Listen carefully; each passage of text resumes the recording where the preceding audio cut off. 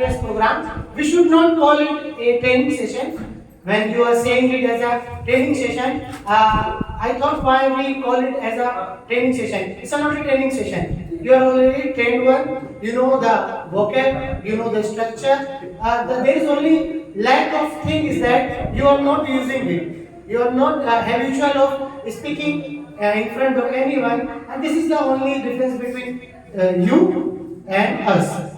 So if you are getting much opportunity, if you are having any kind of opportunity to speak in front of anyone, please grab that opportunity. Don't leave it. I would like to tell everyone, whenever you get chance to speak, just grab it.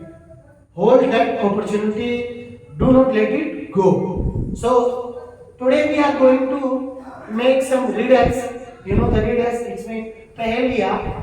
How to make riddles in pahelia and how you can make it more useful in your class.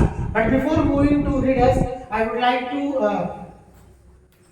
go to the grammar part of the English. What I have seen in you that you are not using prepositions well in your speaking. You are not using on, in, over, under, through, above in your any sentences. Why? Because you are not aware of it when I need to use and when I need to leave. So I am going to tell you about the prepositions, where you need to put that thing and where you need to left it. I also suggested that to my BRC sir, this is not good to video sir. Let's bring some new kind of technology to take a training program.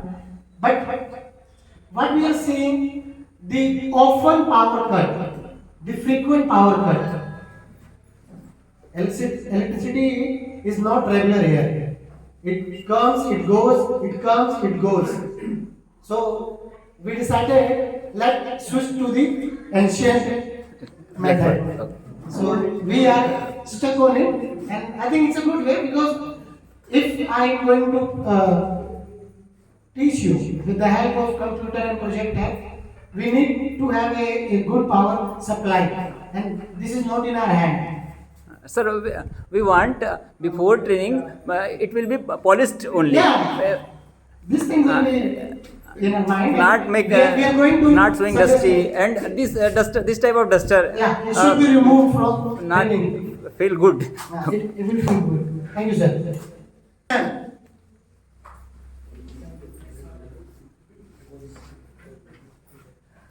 As we all know, the pre means पहले. Pre means पहले. आप कहीं भी pre शब्द ढूंढेंगे, देखेंगे तो आप समझ जाना इसका मतलब होता है पहले.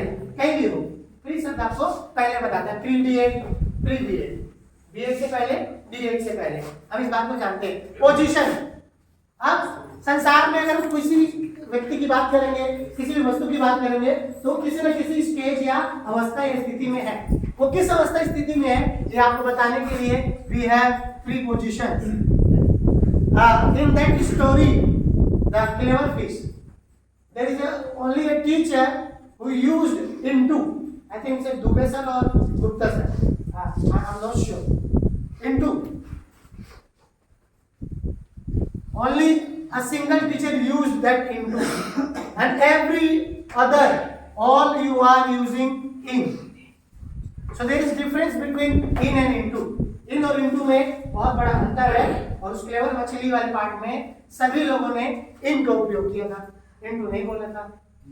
तो इन और इंटू में जब कोई चीज किसी जगह में पहले से है, हमारे आने से पहले, हमारे देखने से पहले, हमारे बताने से पहले, we need to use in. लेकिन अगर कोई चीज गति करते हुए कहीं प्रवेश कर रही है, अपना स्थान ग्रहण कर रही है, तो वी यूज इनटू. जैसे कि ma'am I, she came into class, she came into class. वो उसने अपना नेट फेंका, he threw his net into the river. वहाँ पे इन सुना था मैंने, कई बार तो ऑन भी सुना था मैंने. तो मुझे लगा कि it's not good time to interrupt, सही समय मैंने इंटरप्ट करने का, I will correct them later, मैं इनको बाद में ठीक कर दूंगा। तो जब कोई चीज कहीं प्रवेश करती है, गति करते हुए, हिलते हुए, डुलते हुए अपना स्थान प्राप्त करना चाहती है, विल यूज इनटू। और कोई किसी जगह पे पहले से बैठा हुआ है, हम इन बोलेंगे। सर के पास कॉल आएगा, आप कहाँ हो, ये बोलेंगे I am in the class, क्योंकि ये पहले से यहाँ पे विराजमान है। लेकिन कोई अगर अंदर प्रवेश कर रहा है, then we will use into. Common चीज है, लेकिन बहुत सारे टीचरों को इससे पता नहीं है, तो थोड़ा सा और समय लेते हैं। Then there is difference between in and on. आप किसी के अंदर है, चारदीवारी के अंदर, ठीक है, आपके ऊपर कुछ सराउंडिंग है, चारों तरफ से कवर है, then you use in. On कहाँ आएगा? आप कहीं पर खड़े हैं, आपका पैर, आपका बॉडी कहीं उसे स्पर्श कर रहा है, ऑन यानी पर होता है, और ये बना है ऊपर से, लेकिन हम उसको पर बोलते हैं।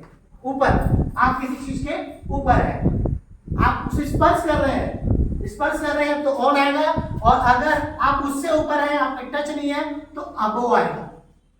डिफरेंस आप देखिए। अभी आप कुर्सी पे बैठे हैं, कुर्सी में नहीं बैठे हैं। कुर्सी में कब बैठेंगे? जब कुर्सी पूरी तरह से चारों तरफ से बंद हो जाए। अभी आप कुर्सी पर बैठे हैं। कई बच्चे अपनी कक्षा में बोलते हैं, या फिर सर मैं सड़क में चलता हूँ, सड़क में चला गया गिर गया। सड़क पे नहीं चलता, सड़क में नहीं चलता, वो सड़क पर चलता है, क्योंकि उसका संपर्क बना रहता है। तो छोटी छोटी इन चीजों पे हम सुधार कर सकते हैं, और यहीं से हम उनको समझा सकते हैं कि you should leave on road, on the floor, on the roof, ऐसे करके जहां पे आपका संपर्क हो जाए, आपको यूज करना है ऑन, आपको यूज करना है ऑन। अच्छा, कई ऐसे कंफ्यूजन है, लाइक अगर मैं कार में हूं, बस में हूं, और प्लेन में हूं, और ट्रेन में हूं, तो मैं यहाँ क्या बोलूं? मैं यहाँ क्या बताऊं? मैं इन बोलूं? सब नहीं है।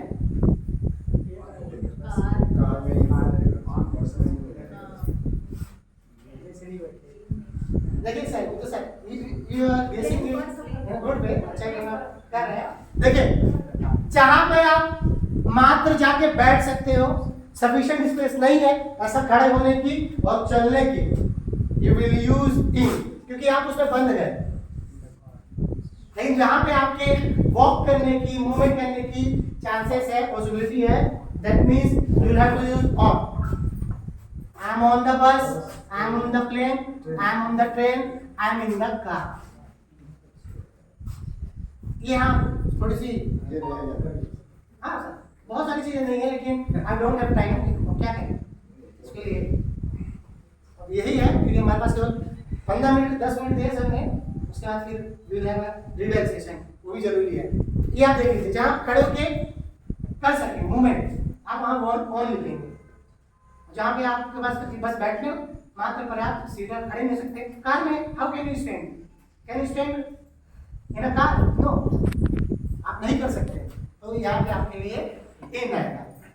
इस तरह चलते हैं, और तो ऑन आप समझ गए, और इन यानी जब उसमें आप पहले से है। Let's move towards over. Over, आपने ओवर कहीं सुना होगा किसी और एक शब्दों के साथ? Overtake. Overtake, that's good. Overflow, Overbridge. overbridge, Overhead. Lines. तो ओवरटेक सीधे सीधे संबंध है तो सर, कोई चीज गति करते हुए किसी के ऊपर से निकले तो उसे ओवर बोलेंगे। कोई भी चीज गति करते हुए किसी के ऊपर से गुजरे, निकले, अपना स्थान छोड़ दे, एक पॉइंट से दूसरे पॉइंट में जाए, वो ओवर कहलाएगा। अगर कोई चीज किसी को ढक दे पूरी तरह से, तब ओवर आएगा। ढक दे तो ओवर आएगा। गति करते हुए ऊपर से गुजर जाए, ओवर। इसीलिए फ्लाई ओवर होता है, फ्लाई ओवर, है ना। ब्रिज जो होता है वो हमेशा पुल पे बनेगा, याद रखिएगा। और जो पासेस के लिए बनेंगे वो फ्लाई ओवर होंगे। फ्लाई ओवर में क्या करती है? गाड़ियां ऊपर जाती है, गुजरती है, रुकती नहीं है, वो आर पार कर देती है। आप बैठे हैं, आपके सर के ऊपर से कौवा चला गया तो आप बोलेंगे क्रॉस फ्लाई ओवर मी, हाँ वो मेरे ऊपर से उड़ती है, या वो उड़ गई करके। कोई चीज ऊपर से गुजर रही है, गति कर रही है, then will have to use over. और गति करनी है तो नीचे है तो अंडर। आप किसी वस्तु के नीचे हो तो अंडर, किसी वस्तु के ऊपर हो तो अबोव। अगर रुकी हो तो अवस्था बतानी हो, जैसे बोर्ड है, जो बैनर है वो सर के अबोव है, बगैर सर के, ओवर नहीं बोलेंगे आप। अगर वो उड़ते हुए चली जाती सर के ऊपर से, तब हम वहां पर बोलते ओवर। क्या बोलते हैं? ओवर। ये हो गया सर, ओवर भी हो गया, अंडर सब जानते हैं। और एक आता है थ्रू। थ्रू जिसको हम बोलते हैं आर पार। तो हम सब जानते पढ़ा रखा है 3D, 3 डायमेंशन, ये। अगर आप इन 3 डायमेंशन से बंधे हो और आपको यहां से गुजरना है तो आपको थ्रू लगाना पड़ेगा। इन नहीं आएगा क्योंकि आप गुजर रहे हो, इनमें आप रुकते हो, एक स्थान ग्रहण करते हो, लेकिन आप गति कर रहे हो और किसी 3 डायमेंशन वाली चीजों पे, राइट, लेफ्ट और ऊपर, तो आपको क्या बोलना पड़ेगा? थ्रू। जैसे टनल, सुरंग में क्या करते हैं? जाते हैं। अब अंडर तो नहीं बोलेंगे क्योंकि आप सुरंग के अंदर जा रहे हैं, सुरंग वाले अंदर के अंदर नहीं जा रहे, ऊपर से भी आप नहीं जा रहे, इसके अंदर जा रहे हैं, तो आप बोलोगे थ्रू। क्या बोलोगे? थ्रू। ये छोटे छोटे प्रीपोजिशंस हैं जो मिसिंग थे आपके बहुत सारे टेंस से, बहुत सारे आपके वोकैब में। इनको आप ऐड कीजिए, छोटे छोटे सेंटेंस बनाने का प्रयास कीजिए और इस तरह आपका बन जाएगा। अब एक छोटी सी चीज, जब आप लोग बोल रहे थे तो वहां पे थोड़ी कमी थी एडवर्ब और एडजेक्टिव की। देखिए ये छोटी सी चीज है और इनसे आप अपने वाक्य को और अच्छा बना सकते हो। जब आप किसी भी वस्तु की खूबी बता रहे हो, वस्तु की खूबी, आप लगाइए एडजेक्टिव। किसी भी वस्तु की खूबी बता रहे हो, मेरे पास बैग है लेकिन वो लाल है, आई हैव रेड बैग।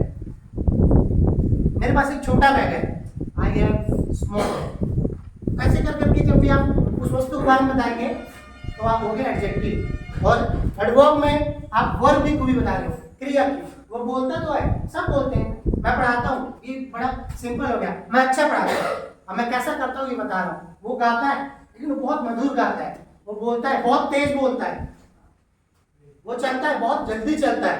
तो जब आप किसी भी चीज बताओगे तो यहाँ पे हम लगाते हैं क्या? एल वाई हम जानते हैं, स्लोली, फास्टली, मूवली, ऐसे करके जो भी इनमें आता है, तो इनका भी यूज आप करिए।